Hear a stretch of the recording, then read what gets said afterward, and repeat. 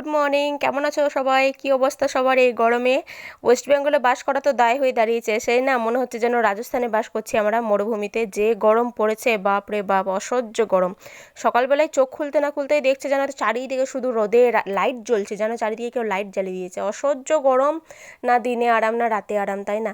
আর সকালবেলাতে উঠেই তোমার বেটুর খাবার বোতল ফোটানো চা করেছে, তারপরে একদিকে ভাত ডাল বসিয়ে দিয়েছি। কলের জল আসতে যেহেতু দেরি হচ্ছে, ওই জন্য কাজগুলো তাড়াতাড়ি করার চেষ্টা করছি। আর যে গরম এই অ্যাডভেস্টার ঘরে, যত তাড়াতাড়ি রান্না কমপ্লিট করতে পারবো ততই ভালো। বেলা হলে অন্য কাজগুলো করা যাবে, অতটা কষ্ট নেই, কিন্তু রান্নার কাজ একটু সকাল সকাল করে নেওয়াই ভালো। এই যা গরম পড়েছে, বোতলের জল তো খাওয়া যায় না, ফিল্টারের জল তো খাওয়া যায় না, এত বেশি গরম হয়ে যায়। ওই জন্য ফ্রিজের জল মিক্স করে খাই। আর গলার আওয়াজ শুনে তো বুঝতেই পারছো কী অবস্থা ফ্রিজের জল খাওয়ার ফলে।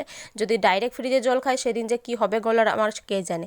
যাই হোক, এখন আমি একটু শসা গ্রেট করে নিচ্ছি, আর সঙ্গে একটা লঙ্কা গ্রেট করে নেবো, দিয়ে মুড়ি খাবো।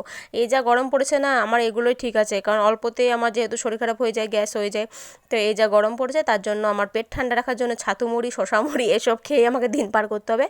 যখন গরমটা একটু কমবে তখন আবার খাবো, যা ইচ্ছে তাই, তাই না?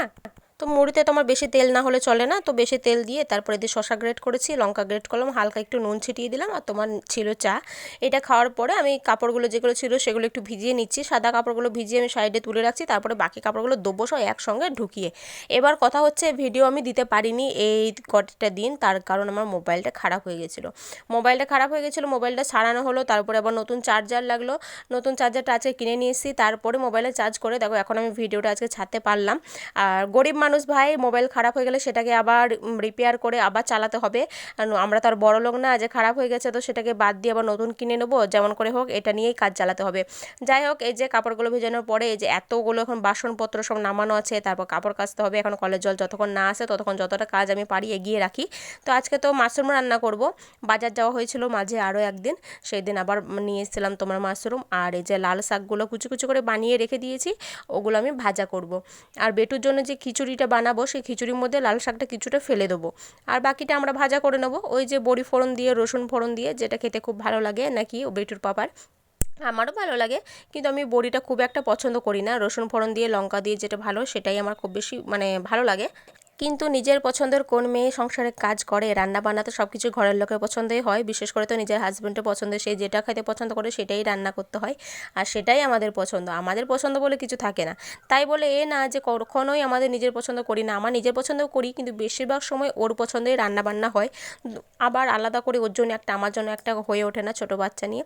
যাই হোক, সবজিগুলো আমি এখন বানিয়ে নিই। আর মাশরুমটা আমি প্রথমে একবার ভালোভাবে ধুয়ে নিলাম, তারপরে আবার খুব ভালোভাবে একটা একটা একটা একটা করে ক্লিন করে ধুয়েছি, তারপর আমি কেটে নেবো। কাটার পরে কিন্তু আমি আর ধোবো না, ওই জন্য খুব ভালোভাবে আগে ক্লিন করে নিয়েছি। অনেকজন দেখি কাটার পরেও ধোয়, আমি কাটার পরে ধোবো না, এমনিতেই এটাতে দেখবে অনেক বেশি জল বেরোবে, আবার কাটার পরে ধুলে তো আবার অনেক বেশিটাই জল তোমার ধরে যায় মাশরুমে। যাই হোক, চলো, সবজিগুলো আমার সব বানানো হয়ে গেছে। আর এই যে দেখো মাশরুমগুলো আমি এইভাবে পিস করেছি, ঘরে খাওয়ার জন্য এটা ঠিকই আছে। আর এর থেকে একটু বড় পিস করেছিলাম প্রথমে, তারপরে আবার মনে হলো যে না, একটু কম করি, ছোট করি।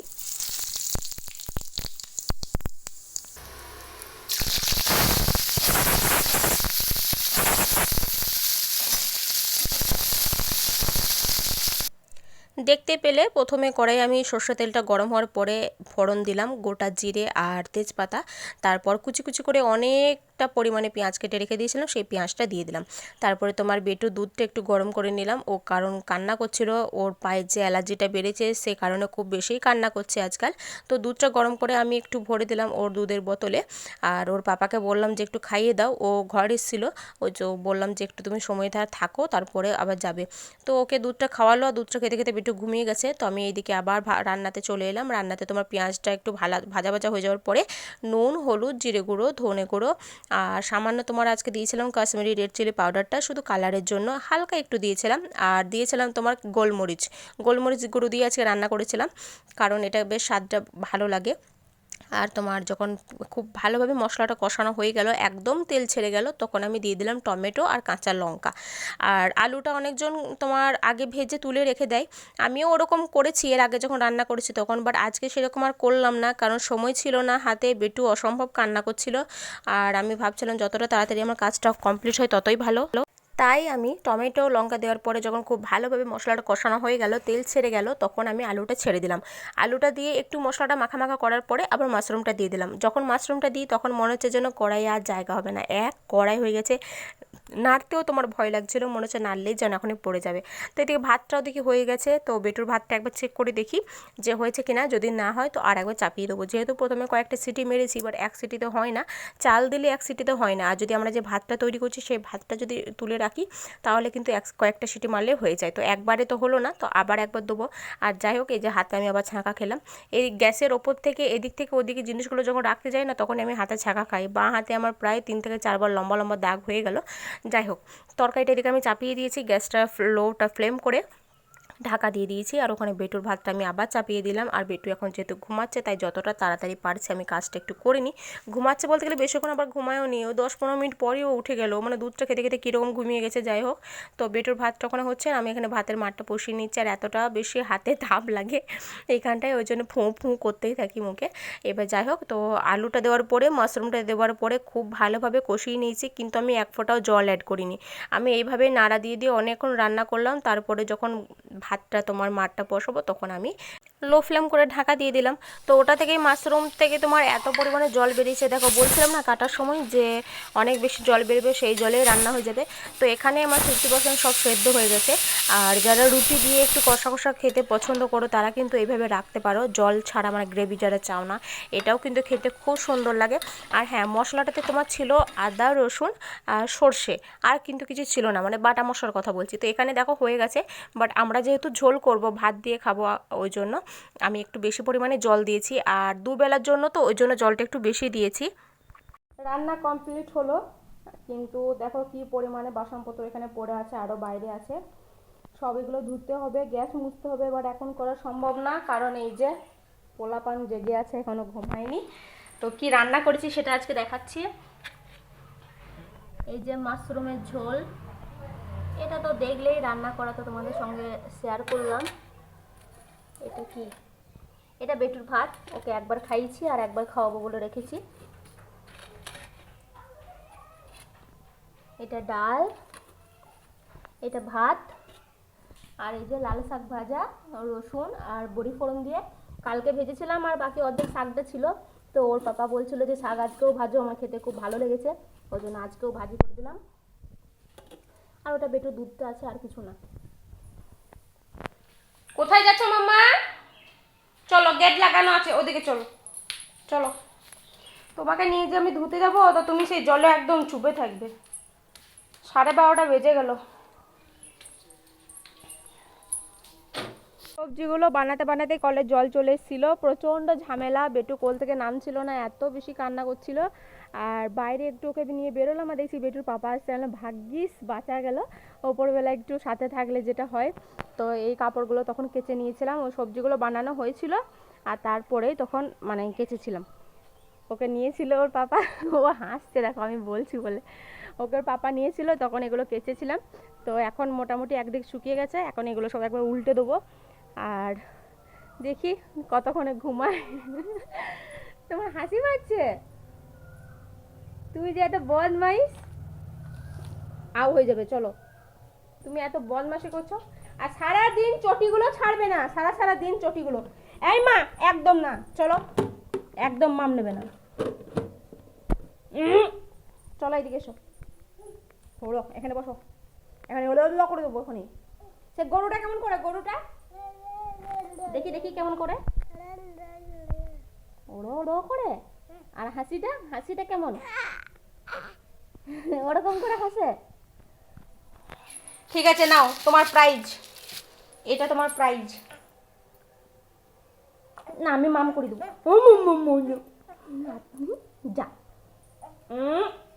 ফেলতে নাই, চলো, খেতে হবে না তোমাকে, তাহলে নাও, বেশ নাও, নাও হাতে নাও, মাম করো, মাম করো, মাম করো, দিয়ে হাই করে দাও, হাই।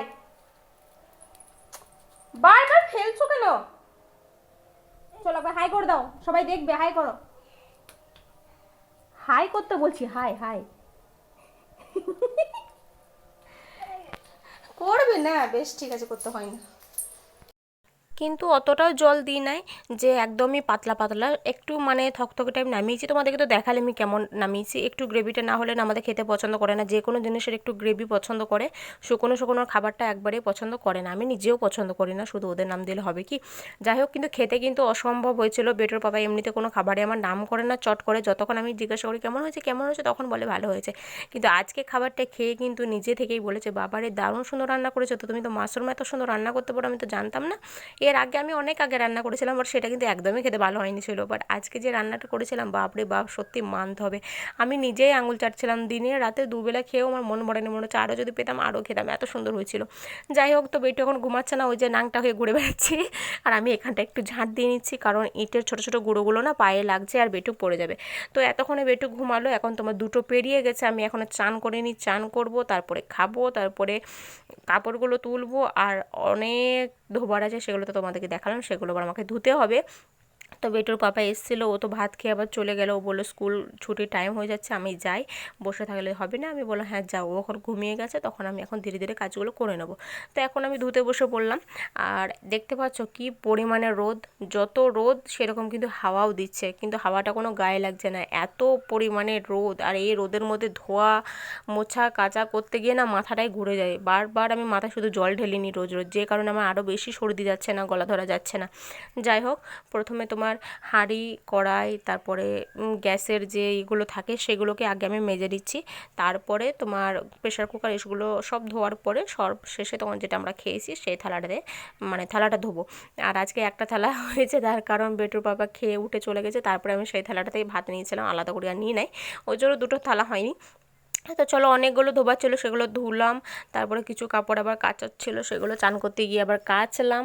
আর এই যে তোমার দেখো, বেটু কিন্তু পটি করেছিল, পটি পট পরিষ্কার করেছি, কিন্তু আজকে ভাবলাম একটু সাবান দিয়ে ভালো করে পরিষ্কার করে দেবো, সেই জন্য নামিয়ে রেখেছি। একটা সময় ছিল যখন নিজের দাদার মেয়ে, নিজের দিদির ছেলে মেয়েরা যদি পটি করতো, তাহলে করে গন্ধতে ছেলেটাকে কোল থেকে নামিয়ে দিতাম। মানে এমনিতে ছেলে ঠিক আছে আমি নেবো, কিন্তু হিসু করলে পটি করলে তখন আর ছেলে ভালো না, তখন আমি আর নেবো না। আর আজকের সময় বাবারে, কখন ছেলেটা পটি করবে, কখন ছেলেটা পটি করবে, একটা চিন্তা লেগে থাকে। মানে কারোর যে পটি করা দেখেও যে এত শান্তি লাগবে, সেটা মা না হলে আমি বুঝতে পারতাম না। আমি জানি না আমার মতো কার কার হয়, বাট আমি তো শুধু ওয়েট করে থাকি যে কখন ছেলেটা পটি করবে। রোজ একবার পটি হলেই বাস নিশ্চিন্তে। ওর তো সকালবেলা তো উঠে একবার করে, তো ছোটো থেকে ও একবারই পটি করে, তো এটা একটা ভালো, আবার একদিকে খারাপও, একটু গ্যাস হয় ওর। যাই হোক, তো ওটার দিকে হাঁ করে তাকিয়ে থাকবো যে কতক্ষণে করবে কতক্ষণে করবে। যাই হোক, ও করে নিয়েছে, আর ওর অভ্যাসটা খুব ভালো হয়েছে, এখন পটি পট ছাড়া করে না, ওকে প্রথম থেকেই অভ্যাসটা করিয়েছি বলি। যাই হোক, তো ভালোই হয়েছে, সব কিছু যা হয়েছে ভালোর জন্যই হয়। আর এখন দেখো, আমি থালা বাসনগুলো যে মাজার পরেও না একটা কাপড় রেখেছি, সেই কাপড়টা দিয়ে সব থালা বাসনগুলো না আবার কাপড়টা বোলাতে হয়, তার কারণ সাবান ফুটে যায় সাদা সাদা হয়ে, যেটা দেখতে খুব বাজে লাগে। আর এই যে কারণে না বেশি সময়টা পার হচ্ছে, মানে যেটা তোমার একবার মেজে ধুয়ে দিলে চলে যায়, সেই জিনিসটা আমাকে 2বার করে মাজতে হচ্ছে দেখতে গেলে, যে কারণে আরও বেশি সময়টা পেরোচ্ছে, যেটা এক টাইমে কাজ হয়ে যাবে সেটা 2 টাইম হয়ে যাচ্ছে। যাই হোক, চলো, সব কিছু আমার মাজা ঘষা হয়ে গেছে, এখন বাসনের ঝাঁকাটাই পুরো আমি নিয়ে চলে এলাম, যে সবগুলোই একবারে জল বুলিয়ে দিই, কারণ বাসনগুলো সব বেটু একটা একটা করে ঝাঁকা থেকে নিচে মেঝেতে ফেলে সব ঘষে নিয়ে বেড়াই, তো ভাবলাম যে একবার জল বুলিয়ে দিই একবার, এখন তো কাজ হয়ে গেছে। তো এই যে এক ঝাঁকা থালা বাসন, গ্যাস, প্রেশার কুকার, কড়াই যা যা ছিল সব কিছু ধুয়ে তোমার ঝাঁকাটাতে ভরে দিলাম। ঝাঁকাটাতে ভরে এবার ঘরের মধ্যে এটা রেখে দেবো। তারপরে আমি যে কাপড়গুলো যেগুলো আছে সেগুলো সব তুলে দেবো। আর সব কাপড় শুকিয়ে গেছে, এত মোটা মোটা কাপড় সব শুকিয়ে গেছে, যে রোদের মা বাপরে বাপ শুকাবে না। কিন্তু আশ্চর্যের ব্যাপার হচ্ছে যে সাদা ওড়নাটা দেখছো আমি তুললাম, একদম পাতলা ফিরফিরে, ওই ওড়নাটা আবার এক জায়গায় অনেকটা পরিমাণে ভিজে।